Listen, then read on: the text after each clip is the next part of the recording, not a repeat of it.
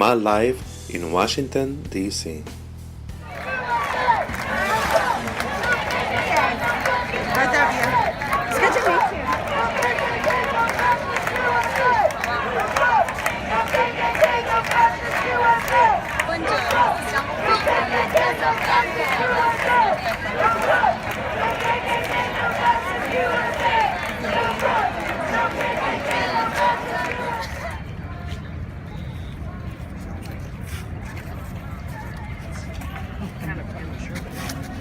Greetings, my name is Philipos Melaku-Bello.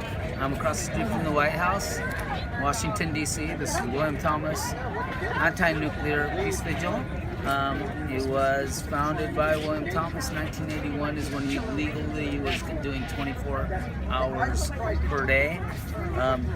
Today is an important day. There has been rallies today and yesterday against what Donald Trump said, but also against the person that thought it was right to ram a car into a lot of civilians, killing one and injuring 19.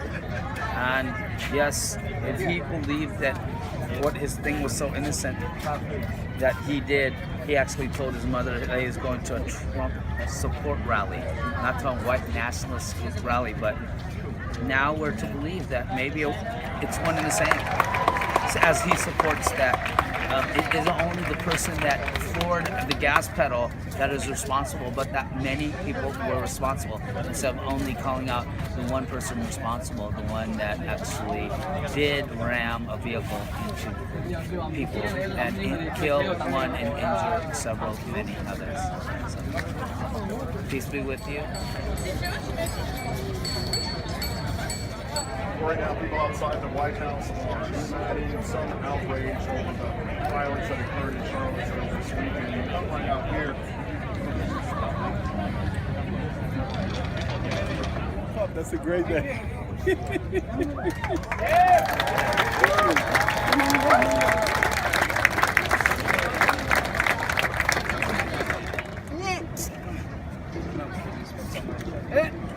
Got him. He actually got me. Yeah, they did. You know, once in a while you can get something like that. $5. You see he did. You see how he didn't go for it. I did it too quick. Hello, my name is Kerry Lewis. Hello, my name is Timmy Moon. I was born in Arkansas, raised in Tennessee. I moved to Tennessee when I was 1 year old. I originally was in the National Rescue Mission before I came here, and I met Kerry Lewis, and we came up here from Tennessee. I was born in Georgia but raised in Florida.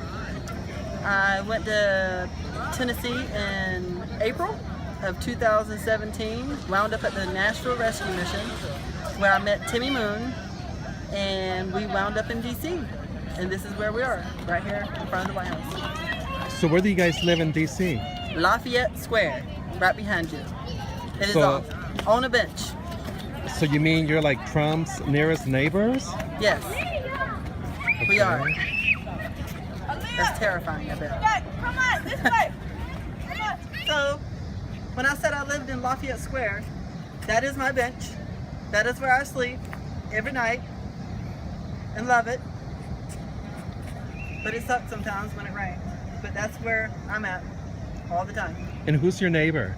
My neighbor is, that's Rosie. But my other neighbor is Timmy Moon. And I sleep on that bench.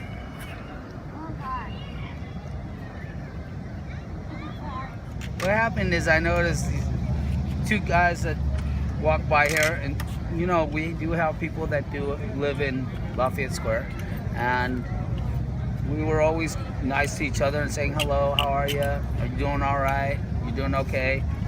Then they asked me if I'm doing fine. So there are two guys hanging out and always staying pretty much nearby. And then one day, Rossi, our friend who is from Cambodia, was trying to confront them about so-called taking her bench.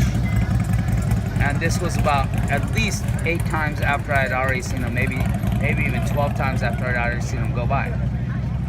And I told Rossi, they got to the bench first, and the way that it goes is whoever gets to the bench first gets the bench. You know that just because you're here regularly, just because you've been here a long time, doesn't mean they have to leave from the bench.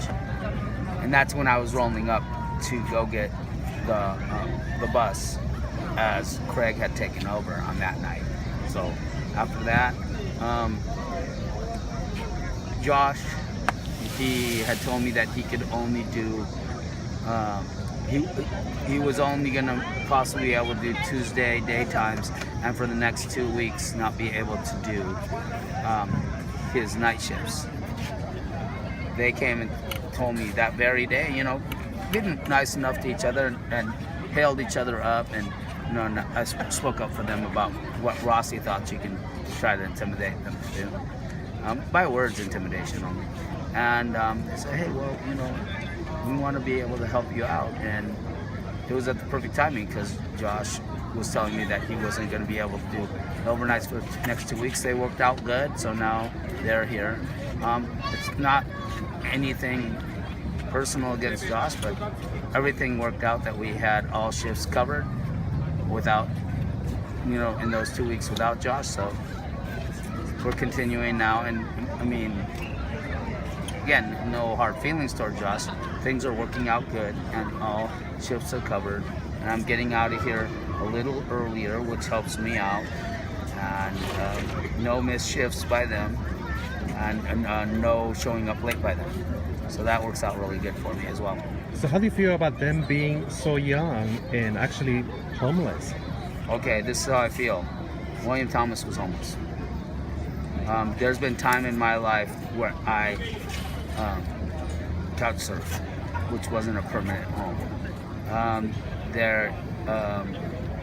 Concepcion Picciotto has been technically considered homeless.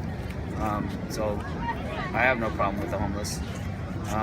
That they're young, well, let's say if I stuck around if I made it into my mid-60s, stuck around another 10 years, and they're only in their slightly more than mid-30s, not even 40 yet,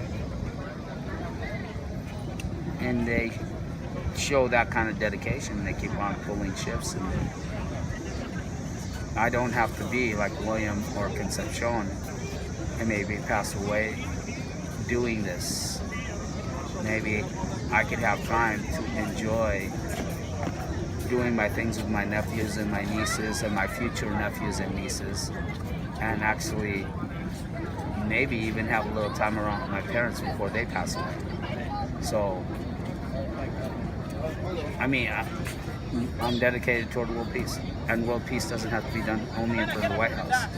But I mean, it gives me that hopeful possibility, and I would rather not have to leave here. I'd rather have the imbecile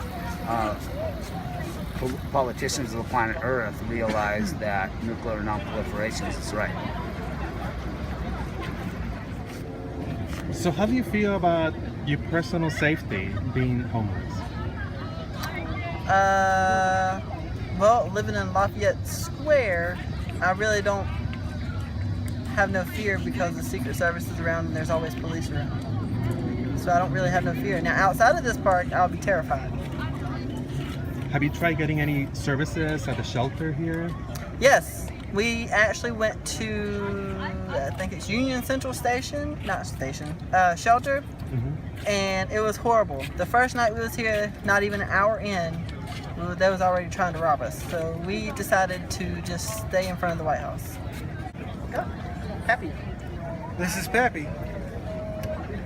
Why do you call him Pappy? Why do I call him Pappy? I'll tell you why we call him Pappy. Because from the first time we met him, he was happy, literally happy. He took us under his wing. I mean, he does what most people wouldn't do. A man that has dedicated his whole life to doing what he's doing now, talking to people, and to take two crazy boys under his wing is awesome. And he's keeping you out of trouble, right? Yes. Because you can get in a lot of trouble in DC if you have nothing to do, right? Right. Yes. He won't let us have the full 7 days.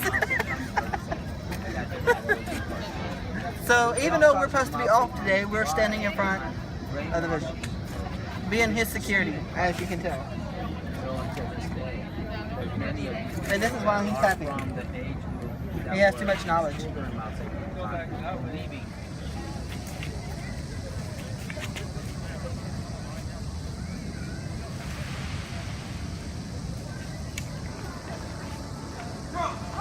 Thank you for watching.